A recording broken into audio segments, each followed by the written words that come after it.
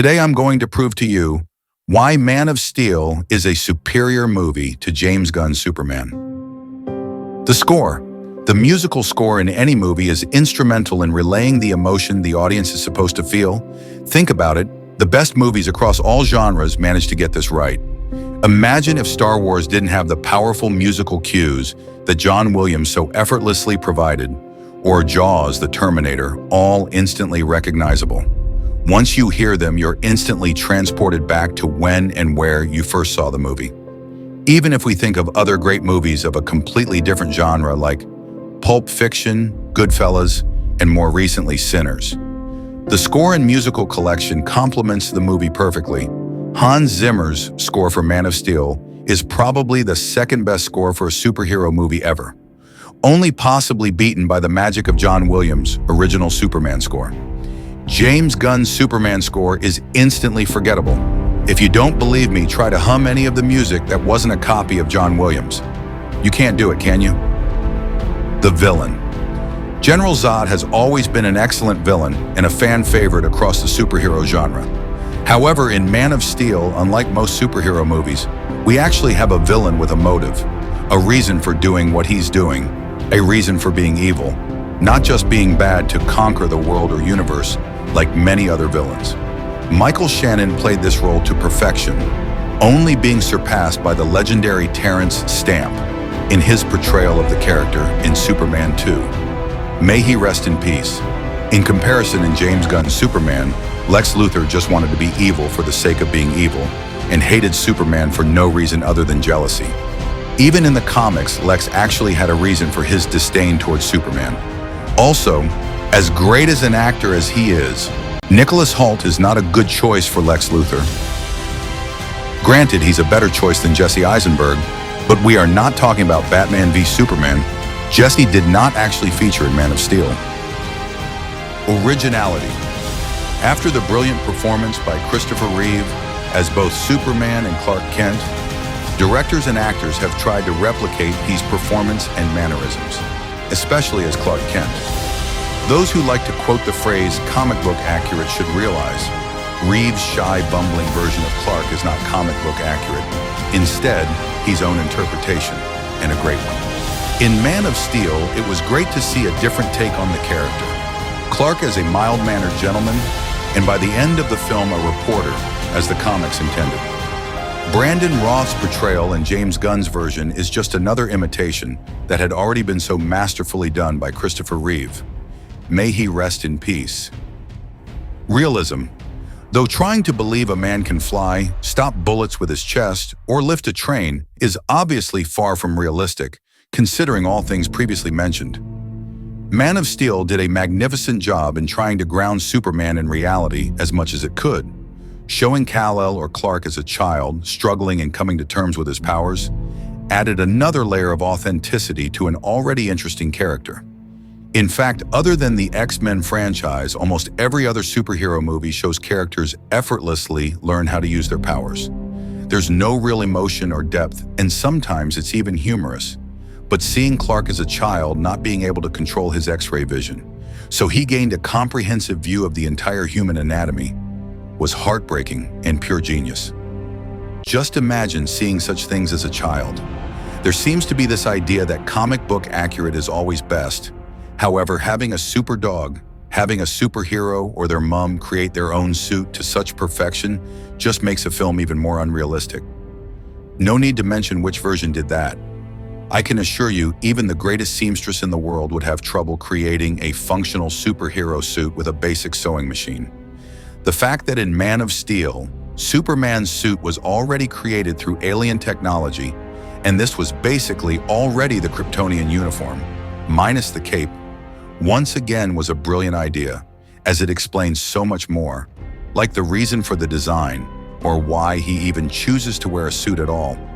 Even the MCU Spider-Man Far From Home took note, as they had Tony Stark give Peter his professional Spider-Man costume. When Zod first fought Snyder's Superman, his helmet got damaged, so his breathing and sensory abilities become affected, thus losing this battle fairly easily. For those who didn't seem to comprehend why a trained warrior had to be saved, once again realistic. Most superhero movies have aliens come to Earth and breathe our atmosphere like it was their own. However, Man of Steel had the foresight and the intelligence to not overlook this fact and actually explain it in the story. Come on, you have to respect this attention to detail. In Man of Steel, when Superman first appeared, he was not trusted by the government and was arrested. Once again, this is realistic. Do you really think if an alien of his abilities arrived on your Earth, those in charge would just roll out the red carpet and allow him to do whatever he wants without trying to monitor him at all? The visuals. The look of any movie, especially a film that is so reliant on special effects, CGI, and compositing, is of paramount importance. It's undeniable that even though Man of Steel is 13 years older than James Gunn's Superman, the visual effects look more realistic. For those who will try to dispute this fact, watch this comparison flying scene between both movies. You can clearly see which movie is visually more striking. In James Gunn's version, sometimes the close-ups of Superman flying doesn't even look like the lead actor. Instead, an obvious CGI rendered, less handsome version of the actor, comparable to Superman Returns. I would go as far to say some flying scenes in Superman 1978 actually look more realistic than James Gunn's version. How can the visual effects of a film 47 years old look better than the latest version? This should never happen. Now, some will say Man of Steel looked too dark or had a dark tint to it. They will make comparisons to the colorful, vibrant tones of some of the MCU movies. However, some of the best sci-fi movies have had a colored tint. Think of The Matrix with the green tint, or Terminator 2 with its blue tint. These creative choices didn't ruin the movies, but actually enhanced them. The same can be said for Man of Steel.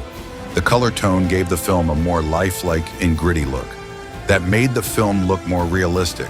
I would also like to add that James Gunn's Superman also didn't achieve the colorful look of some of the MCU movies, like the Avengers.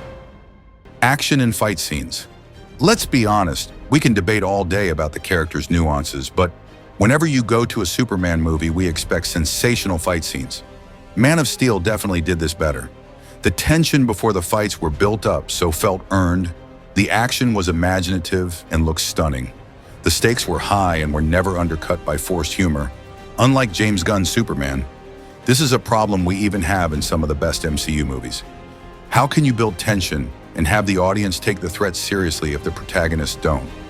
The Smallville fight scene in Snyder's version is one of the best superhero fight scenes of all time.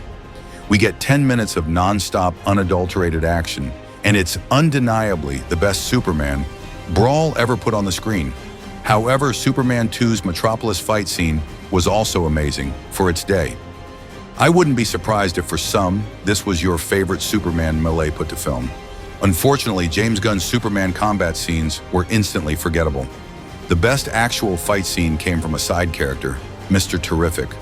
The conclusion, Man of Steel is the superior movie. The score is fantastic, it's more realistic, has better action and fight scenes, and the visual effects still look superior to Superman 2025. Of course, many of you will disagree. You may raise such points as the amount of destruction that took place in the 2013 movie, or say such things like, Superman never kills. These are all valid points for those who prefer their movies to be extremely child-friendly. However, imagine the scenario. Aliens with godlike abilities descend onto your planet and decide to engage in the biggest smackdown since The Rock squared up to John Cena. Do you really think there would be no collateral damage? They even addressed this in the MCU's Captain America Civil War. The fact that recent superhero movies now make a point to say the city has been evacuated is actually an insult to our intelligence. And if you decide to use that logic just because it was never mentioned, could most of Metropolis not have been evacuated in Man of Steel? I mean, once an alien spaceship showed up and started leveling the city, I would imagine most people would try to put as much distance as possible between them and the destruction. And as for the killing of General Zod, well, let me remind you, Superman has killed in the comics, literature, and other formats, including killing the Joker in Doomsday. He also killed Zod in Superman 2. Ultraman was also killed in the 2025 version. However, other than James Gunn's movie, I can't recall any other version of the character where Superman's parents sent him to conquer, enslave, and take the Earth's women as concubines. Superman's Kryptonian parents, Jor-El and Lara, aren't inherently evil, but their depiction varies greatly by story, with recent takes, like James Gunn's Superman, showing them with complex, even supremacist views, wanting Clark to rule Earth as a god king, contrasting with traditional depictions where they're noble figures sending him to save humanity. Now that's definitely not comic book accurate. That's pretty hardcore, don't you think? Anyway, folks, agree or disagree, let me know how much you hate me or agree with me in the comments. When all is said and done, just remember, it's only a movie. Anyway, I've been Bob. Don't forget to like, share, and subscribe, and check out our new video right here. Until the next time.